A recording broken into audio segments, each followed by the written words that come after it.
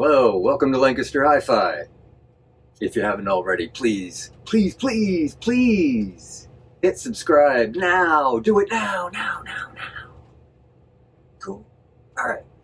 I want to talk today about a couple of different vintage stereo gear buying experiences.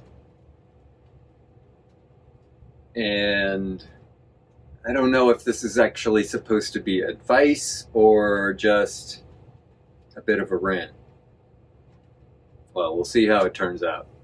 I just bought this receiver today. Just got home with it. And let's check out how it sounds. Ladies and gentlemen, it's fun. Ladies and gentlemen, it's fun. Ladies and gentlemen, it's fun. Ladies and gentlemen, it's fun. Ladies and gentlemen, it's fun. Ladies and gentlemen, it's fun. Ladies and gentlemen, it's fun. Ladies and gentlemen, it's fun. Ladies and gentlemen, it's car time. Ladies and gentlemen, it's car time. Ladies and gentlemen, it's car time. Ladies and gentlemen, it's car time. Cold like an iceberg, hot like fire. Rapping on stage, my one desire. Use a bad news sucker, cause a lot of pain. I'm coming down hard like thunder and rain. Riding to the top, boy, and you're shaking. No brain subject, what are you thinking? Thinking real hard, it can be like school. I make a lot of money and be real cool. I can make a rap records and make a lot of fans. People come around and shake my hand, but you can't, you won't, you know what I'm on. My shit is in, the shit is so cold money. Rollamation, go off, go crazy.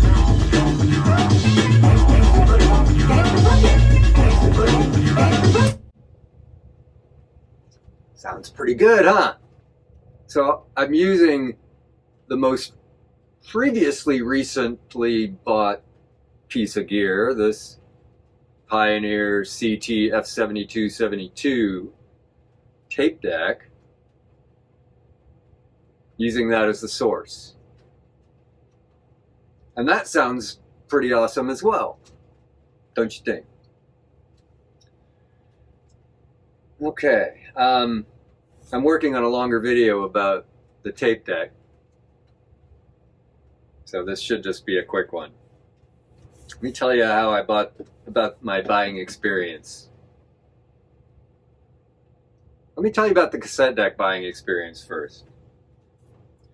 Bought it from this guy, Jason, in Eugene. Awesome guy, Atomic Rancher on Instagram. Anyway, he sells a lot of gear. I mean, you might think I have a lot of gear if you've watched one of my videos looking at various pieces of gear that I have. Jason makes me look like a total amateur. I mean, Jason has just like all sorts of spaces crammed full of gear, and he's, you know, out in his living room, he's got several top of the line. You know, he's got a Sansui 9090, he's got a Pioneer SX 1250 or something like that. I mean, you know, it's got some nice stuff.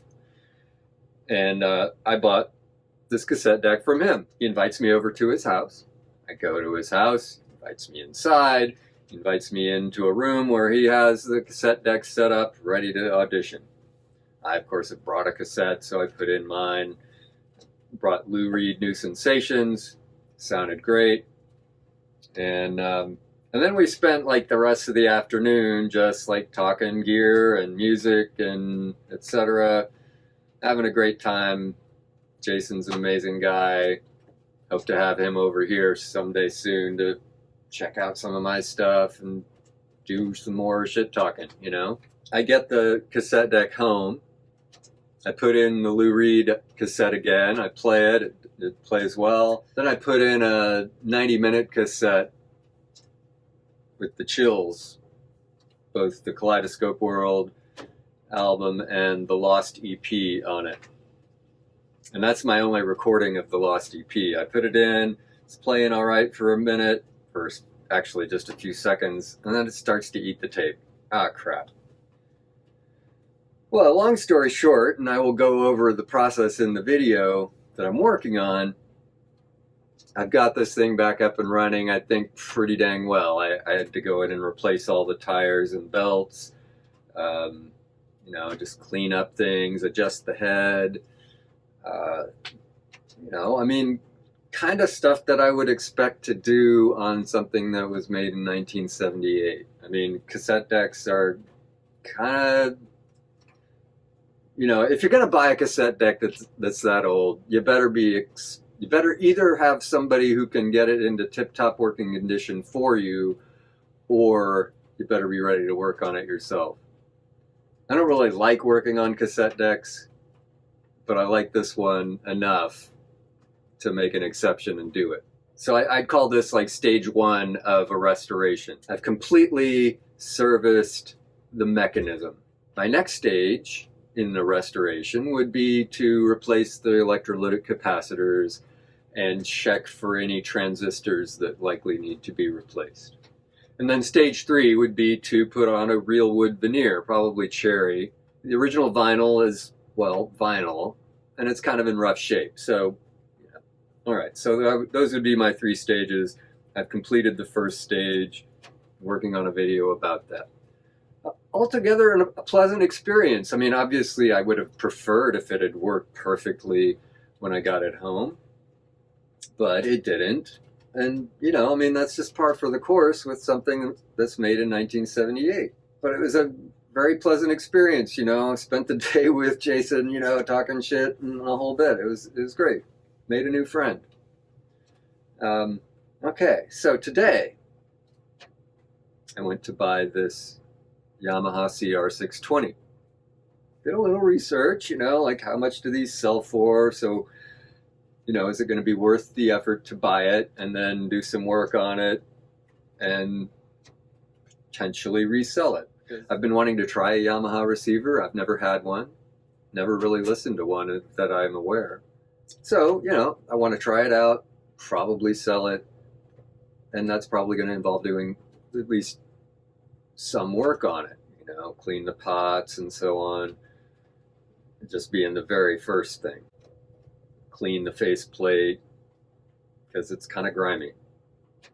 Okay, so I communicate with this person. I never got this person's name, so I had no idea what to expect walking in, except that it was pretty clear they didn't know anything about stereo gear, and that's, you know, common. So it turns out this was a woman.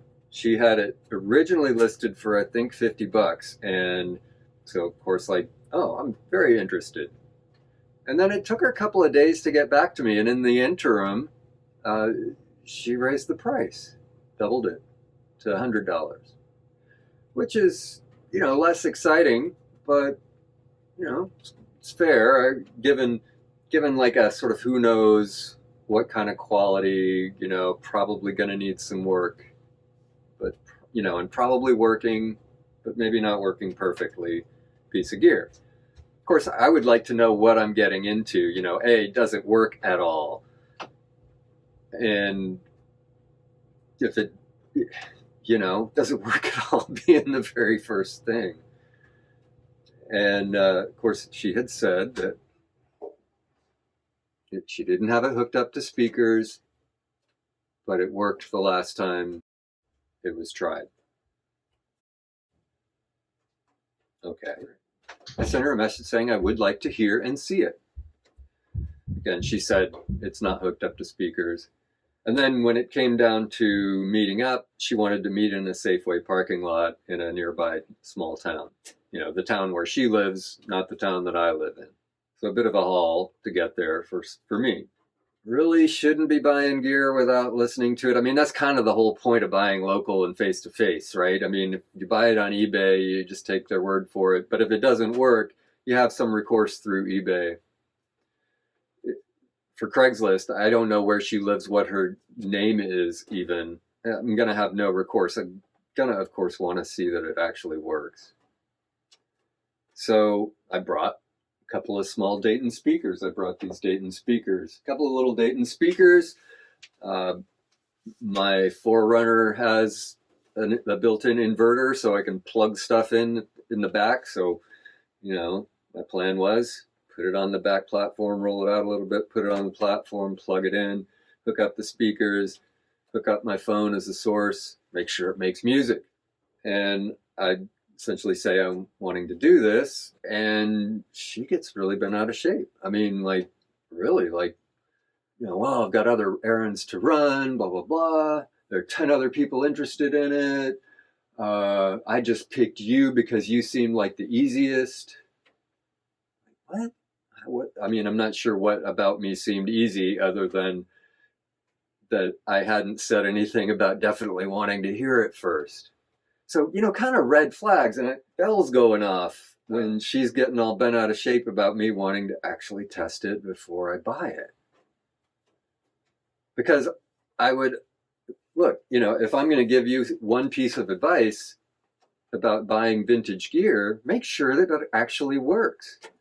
Or even if you plan on doing work to it, either know that it doesn't work. If you know that it doesn't work, you want to probably have some idea of what kind of work it's going to need in order to make it work. And with something this old, with something that's sort of like, I don't know anything about it, it worked the last time it was played, that kind of like clueless listing, essentially. Oh yeah, I asked her, did you raise the price since I first got in touch with you? She's like, yes, because I found out it was vintage. Kind of ding ding. I mean, weird, right? I mean, not that weird, right? I mean, she had no idea what it was worth. She was offering it for really cheap initially. $100 was still kind of cheap. I mean, look, on eBay, you might pay $100 for one of these that doesn't necessarily work. Or it might work, but no guarantees. They haven't done any work on it, that kind of thing. It's a sort of a catch as catch can kind of price. You might get lucky; it might be working well. But again, the whole point of doing this thing face to face is like to avoid damage in shipping, to see the thing, make sure it's like an actual thing. You're not getting scammed, and even if you totally trust the other person, just try to figure out, okay, does it basically work? What are the issues with it? Are there any major issues with it? Am I going to need to work on it? And what kind of work is that going to need to be just to get it into working condition?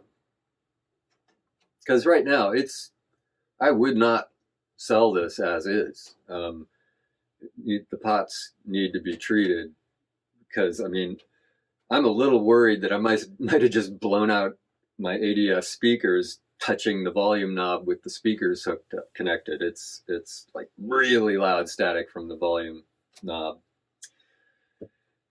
Anyway, I said to her, so let me just get this straight, because I'm really puzzled at this point. Puzzled and kind of alarmed, heart rate kind of going up. Like, so let me just get this straight. You have a problem with me testing it to see if it works. She's like, well, yeah. You didn't say anything about wanting to test it. Something like that. It's like, and then she said something about, well, I might damage it by playing it. Sort of waves her hands at my rig and whatnot. I'm just like, and I don't know, I didn't say anything to that, just kind of trying to process that concept, because that's not the way it works. The way it works is I plug my speakers into an unknown piece of gear and I risk blowing out my speakers. You don't risk damaging the piece of equipment unless there's just like some major problem with it that turning it on is going to make smoke go out, right? But a working piece of equipment, there should be no problem. So I'm just trying to process that. And then she sort of fiddles with, she's tossed in a bunch of speaker cable on top of it, and she says, and it's difficult, or it's hard to hook this up, it takes a lot of work. And I was like, no, not really. It's not that hard. And I'm still just, so I do say that, but then I'm kind of still just kind of processing, because look, had she not relented, if she wasn't going to let me listen to it, I really just had to walk. I mean, or pay her original price, $50. I mean, right? I mean, look, somebody is that bent out of shape about you wanting to see whether something works that you're buying. I mean, as my son, I put up an Instagram post and my son says, okay, so the quality of the thing is in how it sounds, and you want to listen to how it sounds, and that's offensive. Because she was offended. But, look, somebody can act all offended, right? Somebody can be all, look, liars. And I'm not saying she was a liar. She was not a liar. But liars get all offended when you call them on their lies. When you call people, when somebody's bullshitting you and you call them on their bullshit, their reaction is generally get all offended.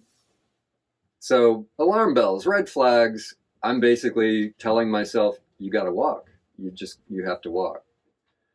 And while I'm sitting there sort of processing, she says, well, can you do it in 5 minutes? I've got errands to run, blah, blah, blah. Something along those lines. And I say, yeah. And so I did. Had to sort of remind myself while I'm doing it, slow and smooth is fast. Twisting the wires, I brought short 14 gauge wires, hook up to the Dayton speakers, didn't bother taking the Dayton speakers out of the plastic tote bags that I had them in. Hook it up, not getting sound out. She points out that I need to, push in the speaker switch, so I do that. As soon as I touch the volume knob, that's not a red flag? I guess not. I guess that's just something she expected it to do because she didn't seem surprised. I wasn't surprised particularly either, except by the volume of this. I mean, this is a loud, noisy pot, but finally, get it volume situated. It's making music, it's playing the cars, I'm checking the speakers, making sure sound's coming from both of them. I'm like, okay. I turn it off. I get out my wallet. I give her $100 bill. And then she proceeds to tell me how offended she was that I had asked to hear it, that I was effectively calling her a liar, and this had belonged to her husband who had recently passed away. Okay, now it's coming together, right? She has not gone through the stages of grief that she really needed to have gone through before she started selling his stuff. Because she was in a mode where my goddamn husband fucking died and I have to get rid of his stuff, that fucking asshole. I mean, that's kind of the vibe I'm getting, right? The anger stage of grief. She really should have waited a month or two, I think. I mean, I don't know. Maybe I'm reading more into it than is there, but so I'm just like, oh, I'm really sorry about that. And it wasn't my intention at all to give offense. But, I'm like, how much do I don't,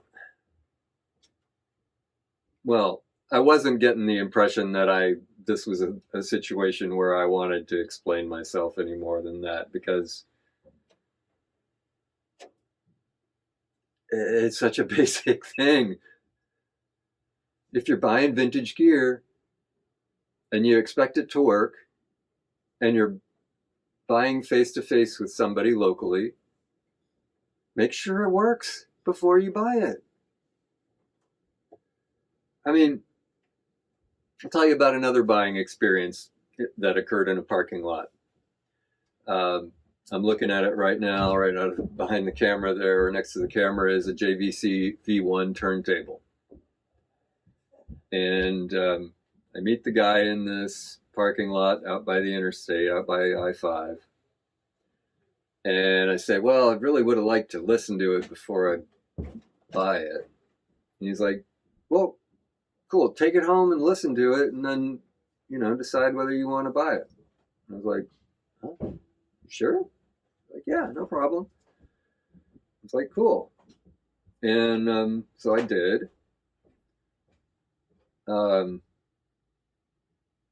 tested it out, and it played slow. And I did some preliminary work on it, just trying to, clean things up and whatnot to see if it was a really simple thing to fix. But I couldn't get it to come up to speed, and so I texted him back. I said, I can't get it. I've done a little work on it, but I can't get it to play the right speed. It's playing slow. He's like, well, you know what?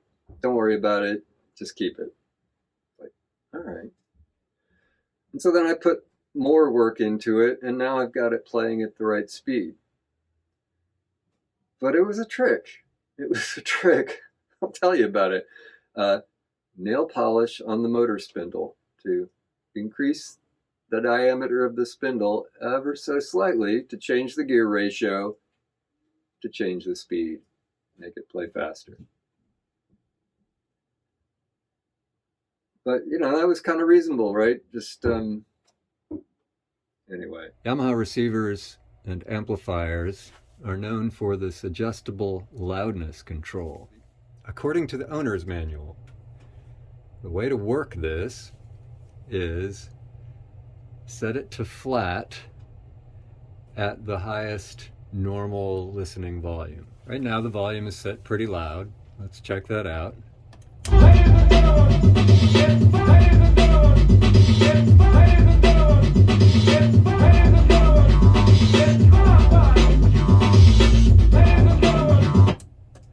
So then the idea is that I can turn down the volume by using the loudness control, which goes from flat to 10.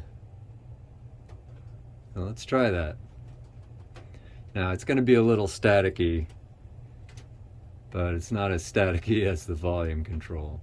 So I think it'll be all right. It may cause a little intermittency because I haven't treated the pots yet.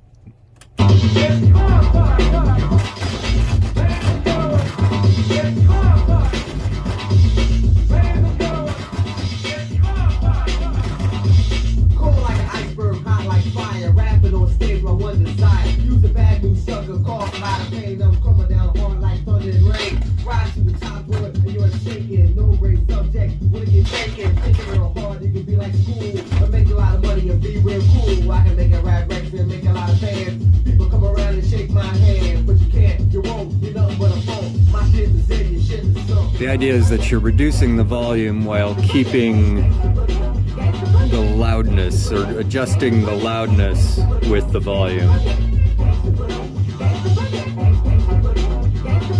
I don't know, maybe it's a little gimmicky, but it's a thing. It's why they use the term natural sound.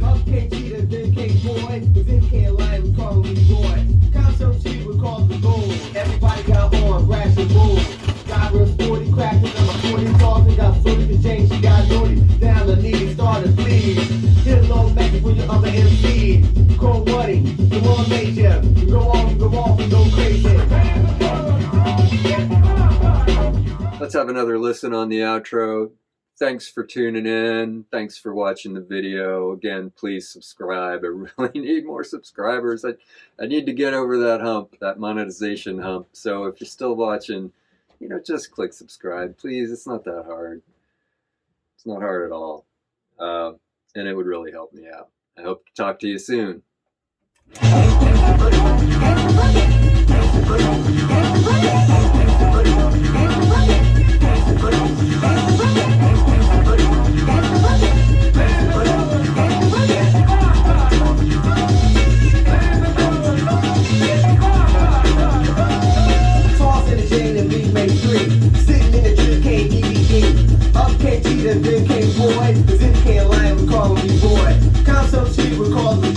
Everybody got on, brash and boom. God was 40 cracking on the 40 talk. They got sorty to change, she got naughty. Down the knee, started bleed. Hit a little message when you're other MC. Cold money, the one major.